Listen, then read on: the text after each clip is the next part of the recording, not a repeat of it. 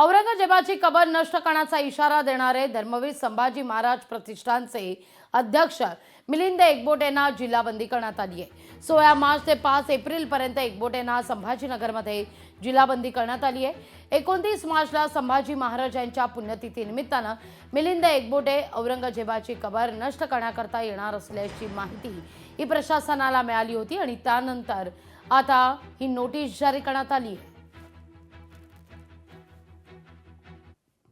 Notice जी दिलेली आहे ती संपूर्णपणे खोटी आहे। मी त्यात असं लिहिलं की हिंदू एकता मोर्चा अशी कुठली संघटना अस्तित्वात नाही।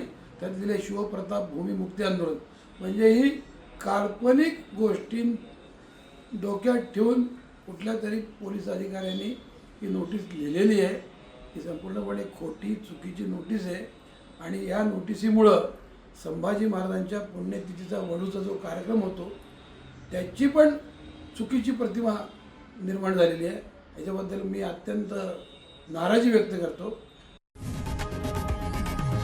लोकशाही मराठी ऐका, पहा, जागरूक रहा।